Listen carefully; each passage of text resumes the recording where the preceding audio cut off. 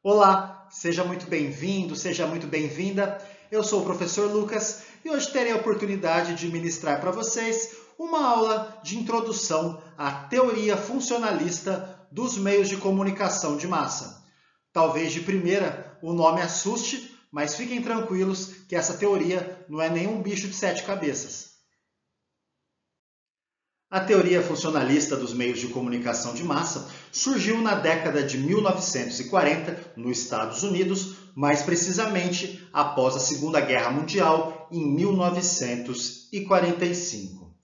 Os principais estudos dessa corrente teórica foram desenvolvidos entre 1945 e 1955.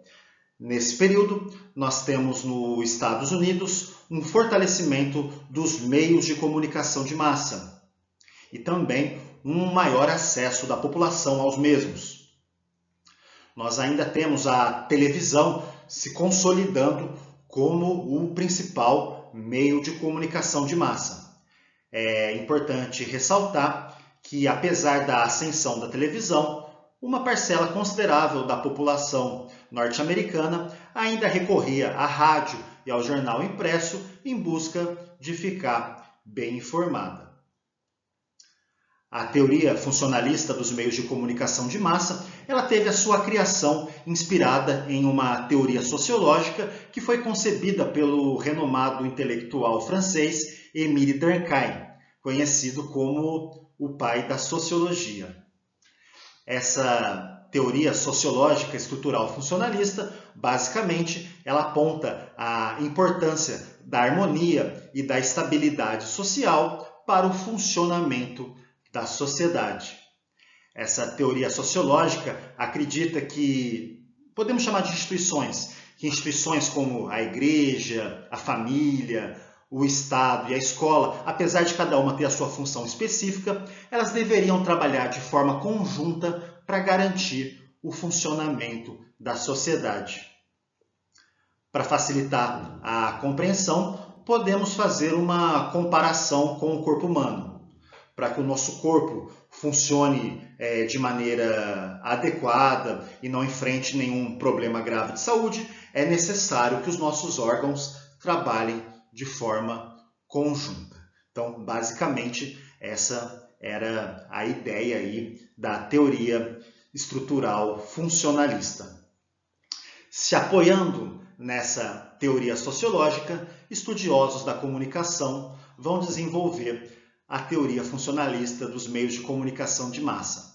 E esses estudiosos acreditavam que a comunicação tinha como papel dar suporte às estruturas sociais, ou seja, dar suporte para que essas instituições que eu mencionei continuassem trabalhando de forma conjunta, garantindo assim o funcionamento da sociedade, garantindo a ordem social. Os principais teóricos da teoria funcionalista dos meios de comunicação de massa são os seguintes. O primeiro, o austríaco Paul Lazarsfeld, que apesar de ter nascido em Viena, fez a sua carreira nos Estados Unidos, criou uma série de estudos interessantes sobre a comunicação. E temos também os norte-americanos Robert Merton e Melvin DeFleur. Agora que vocês já conhecem a origem e o conceito da teoria funcionalista dos meios de comunicação de massa, chegou o momento de tratarmos rapidamente sobre o foco de análise dessa corrente e também a sua principal diferença em relação às teorias da comunicação anteriores. Vocês se lembram que nas nossas primeiras aulas nós estudamos a teoria hipodérmica e a teoria da persuasão? Então, ao contrário dessas teorias, a funcionalista não se concentra em analisar os efeitos causados pelas mensagens emitidas pelos meios de comunicação de massa. A teoria da persuasão, a teoria hipodérmica, elas focam em estudar os efeitos causados nos indivíduos pelas propagandas e notícias divulgadas pelos meios de comunicação, principalmente a rádio e o jornal impresso. Essas teorias anteriores buscam compreender como os meios de comunicação eram utilizados como um meio de manipulação, persuasão e até mesmo dominação do público. Ao contrário dessas primeiras teorias, a funcionalista ela se concentra em analisar as funções exercidas pelos meios de comunicação de massa. Podemos compreender que a teoria funcionalista ela se preocupa mesmo com a comunicação para o indivíduo do que a comunicação no indivíduo. É importante ressaltar que a teoria funcionalista ela enxerga a comunicação como um fenômeno natural que serve para ajudar a sociedade a se manter unida. Agora chegou um momento muito importante da nossa aula, onde nós abordaremos as principais funções dos meios de comunicação de massa na visão dos teóricos funcionalistas. E a primeira função dessa lista seria que a comunicação de massa deveria dar suporte para a continuidade da existência de instituições seculares, ou seja, instituições presentes na sociedade há muito tempo, como a igreja, o Estado, a escola e a família. Então, sempre que possível, os meios de comunicação deveriam ressaltar a importância dessas instituições. E isso vai totalmente na direção da teoria sociológica estrutural funcionalista, que acreditava que para o pleno funcionamento da sociedade era imprescindível a existência de instituições seculares e que elas também trabalhassem de forma conjunta. Outra função da comunicação de massa seria a criação de padrões, como padrão de beleza e também de comportamento. Então era muito comum que nos programas de televisão dos Estados Unidos, antigamente, fosse propagada a ideia que a mulher bonita era a branca, loira, de olhos claros, de seios fartos, que o homem bonito era o branco, alto, loiro, com cabelo engomado. Então o público em casa, ao perceber que o galã sempre tinha essas características físicas, que a mocinha, que a apresentadora, assistente de palco, sempre tinha essas características, o público começa a acreditar que aquilo ali é o bonito, que é o padrão a ser desejado, o padrão a ser seguido. Os meios de comunicação de massa também têm o poder de criar padrões de comportamento. Então, por exemplo, antigamente nos Estados Unidos, a televisão divulgava, a ideia que o jovem descolado era o jovem que usava roupa de couro, que pilotava uma moto, que ouvia rock. Também podemos ter como exemplo as propagandas que mostravam a família americana tomando café pela manhã feliz, o homem saindo para trabalhar, a mulher ficando em casa, cuidando dos afazeres domésticos, cuidando dos filhos. Então isso meio que já passava a ideia que era o dever do homem sair em busca do sustento e o dever da mulher era ficar em casa cuidando da família e tal. Outra função da comunicação de massa seria a atribuição de status a indivíduos ou grupo. A comunicação de massa tem o poder de criar heróis, de criar celebridades. Então, o público em casa, percebendo que determinado cantor, artista ia muito na televisão, isso naturalmente fazia com que o público ficasse mais atento a essa figura, que acabasse ali seguindo a forma que ele se vestia, que ele se comunicava. E isso aí acabava fazendo aí a criação de celebridades. E também a questão de prestígio, poderia, por exemplo, algum estudioso ser convidado para comentar alguma notícia, tal. Isso trazia mais status, já que aparecer na televisão era algo grandioso e que fazia com que aquele indivíduo passasse a ser conhecido, passasse a ser famoso.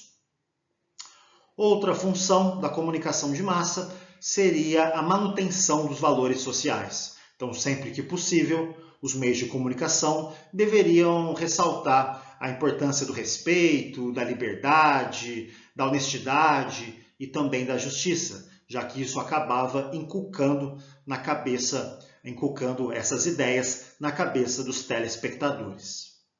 Outra função seria reforçar as normas sociais e de ética vigentes. Então era muito comum, até hoje é comum, programas principalmente jornalísticos, divulgarem notícias onde figuras públicas acabavam ali cometendo algo considerado errado para as normas sociais, alguma conduta indesejada, como por exemplo a traição da esposa ou um ato de corrupção. Então, ao ver nos noticiários a informação sobre esse desrespeito a uma norma social, uma norma ética, o público começava a observar que aquilo ali não era uma conduta que deveria ser seguida, não era uma conduta aceita socialmente. Outra função seria alertar sobre ameaças, como por exemplo ameaças naturais, tempestades, terremotos, maremotos. Então a comunicação de massa poderia alertar a população sobre esses riscos naturais. Também poderia chamar a atenção da população para riscos em outras esferas, como por exemplo política e ideológica. Nós temos nos Estados Unidos, aí na época, a partir de 1945, né, quando acaba a Segunda Guerra Mundial, a divulgação de muitas notícias sobre o perigo que a União Soviética representava para o mundo, principalmente para o mundo ocidental.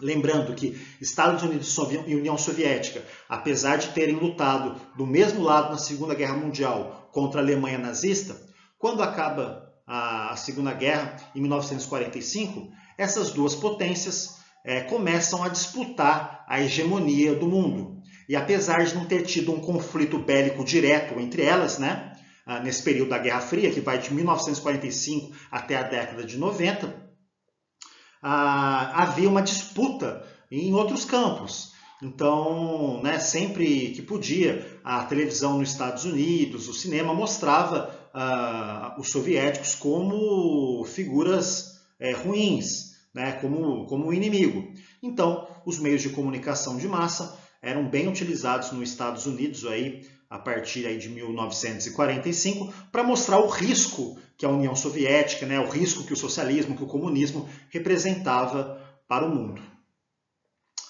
A outra função da comunicação de massa seria informar a população sobre mudanças que afetariam o seu cotidiano. Então, por exemplo, mudanças climáticas, através da famosa previsão do tempo. Então, o telespectador, ao assistir a previsão do tempo e ser informado que amanhã haveria uma grande tempestade em Nova York, por exemplo, ele deveria sair de casa com o seu guarda-chuva. Ou que uma tempestade ia acabar com a plantação, isso fazia com que ele já fosse ao supermercado, né, e comprasse determinados produtos, porque sabia que ia ter um encarecimento dos mesmos. Tinha também a questão das notícias econômicas. Então, por exemplo, o telespectador, ao ser informado sobre o aumento do salário, ele poderia ali, né, fazer algumas contas diferentes e também, como por exemplo, notícias sobre crise, sobre recessão econômica, fazia com que também o telespectador começasse a tomar medidas para se preparar para os problemas que viriam através dessas questões econômicas, como a recessão, né? A outra função da comunicação de massa seria reforçar o prestígio do cidadão bem informado. Através dos meios de comunicação, era divulgada a ideia que era muito importante para o cidadão ser bem informado. E ao perceber que isso era algo amplamente divulgado, né, o cidadão acabava consumindo até mais notícias, já que ser bem informado era algo socialmente muito bem visto e propagado pelos meios de comunicação. É importante ressaltar que uma outra função apontada pelos teóricos é que a comunicação de massa ela deveria apenas informar e não formar opinião. Então, os noticiários deveriam apresentar os fatos, os acontecimentos, porém, a questão da formação da opinião deveria partir de cada indivíduo. Inclusive, essa função apontada pelos teóricos funcionalistas, ela vai ser muito criticada pelas teorias da comunicação que surgirão na sequência. E agora, na parte final da nossa aula, eu apresentarei para vocês alguns dos principais problemas que podem ocorrer devido ao uso inadequado dos meios de comunicação de massa, o que na teoria funcionalista é denominado como disfunção.